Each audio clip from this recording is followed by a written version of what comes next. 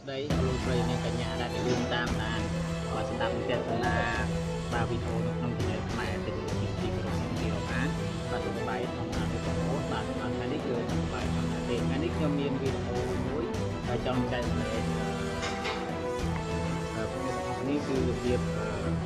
លេងរថយន្តពីបាទ Toyota Lancer បាទ Toyota Lancer ឆ្នាំ2006បាទពេលម៉ាស៊ីនបាទដូចជា470ដែរបាទខ្ញុំគិត6ទេបាទគិតសាំងបាទអញ្ចឹងដើម្បីមានការលេងវាឥឡូវនេះគឺបាទចូលខលរបស់វានឹងបើបិទអញ្ចឹងដើម្បីបើកវាបាទដើម្បីឲ្យផ្ទះនេះបើកយើងមានវិធីក្នុងការធ្វើដូចតទៅនេះបាទអញ្ចឹងដើម្បីឲ្យផ្ទះនេះបើកតែនៅបើកគឺងាយស្រួលក្នុងការវាអញ្ចឹងដើម្បីធ្វើឲ្យបើកបាទមានវានេះ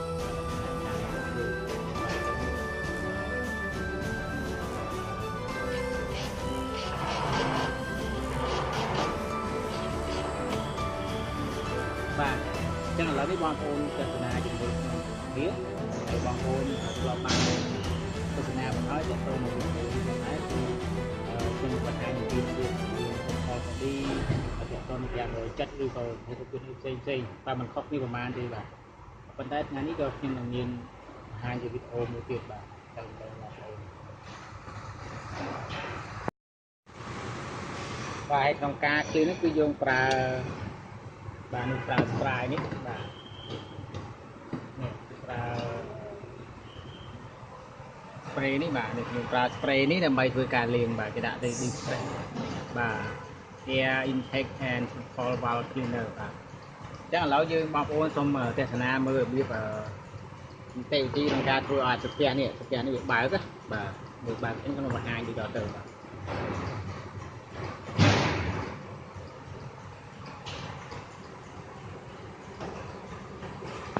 អញ្ចឹងដើម្បីឲ្យស្ទះតាបញងបើកក៏ហៅថា short call body នឹងវាបើកដើម្បីយើងងាយស្រួល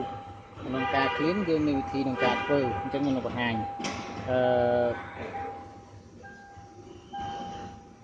ជាងឥឡូវកុំតាក់សោយើងគឺបាទនៅទីតាំងអោសបាទនេះអោសនេះ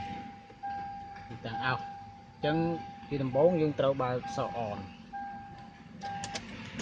បើកអនបាទហើយយើងបើកអនហើយតមកទៀតយើងយកឈ្នាន់នេះបាទនេះគឺឈ្នាន់យើងធ្វើការទល់វាបាទ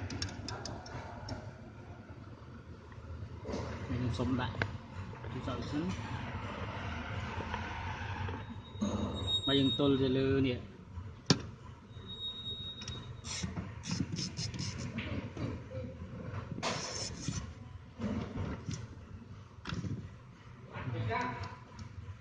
ស្កត់វាមកបាទសោយើងគឺនៅបាទតែយើងទល់ហើយសោយើងនៅអត់រហូតបាទបាទវិញ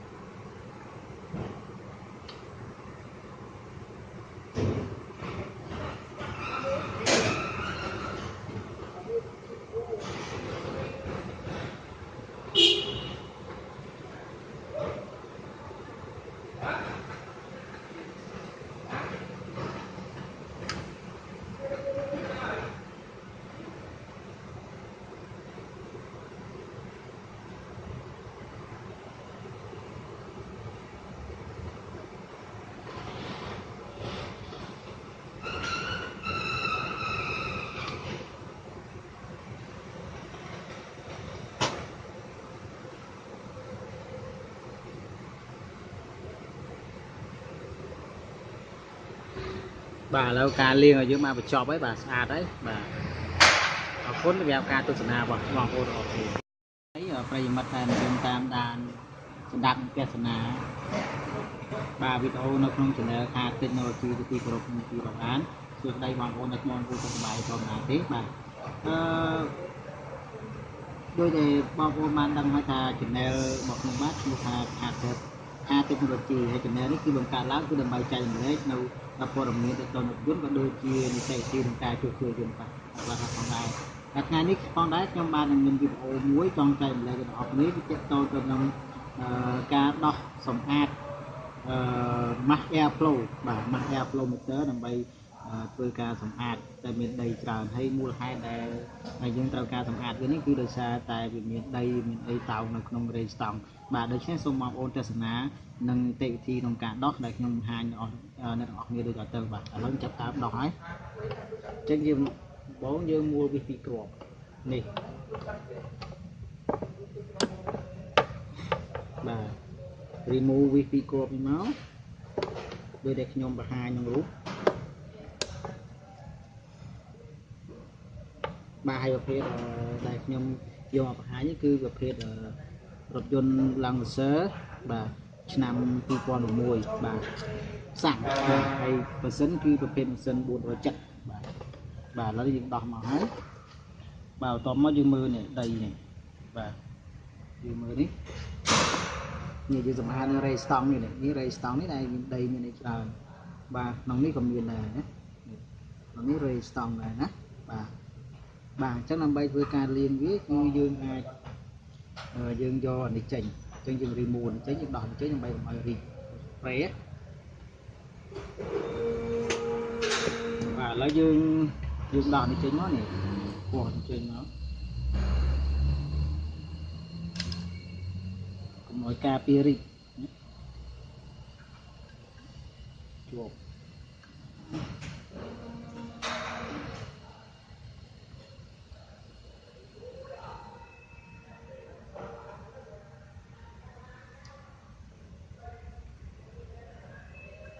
បាទខុស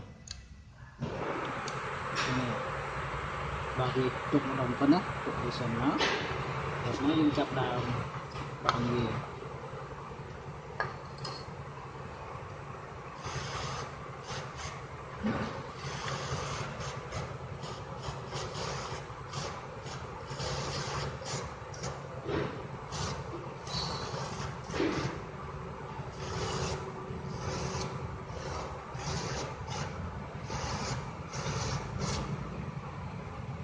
បាទអញ្ចឹងយើងលាងស្អាតនេះ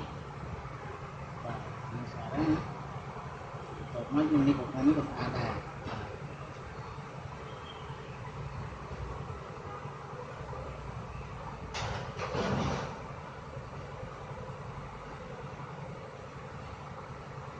បាទអញ្ចឹងព្រោះវាស្ងួតស្ប្រាយហើយ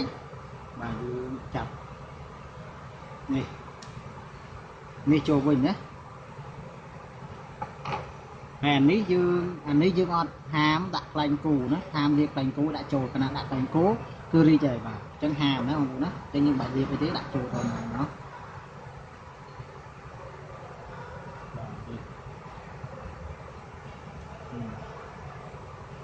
បាទបានហើយតោះវិញចាប់ដើមចាត់ចូលវិញណា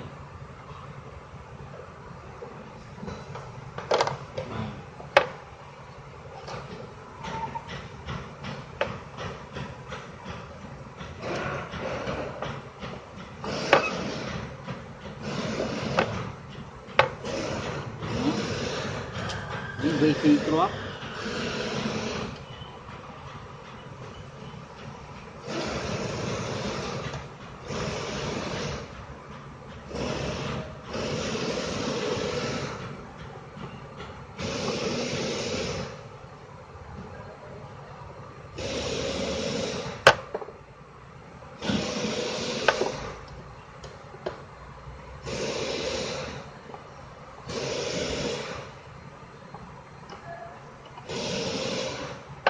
បាទអញ្ចឹងឥឡូវនេះគឺការលាងរបស់យើងហើយ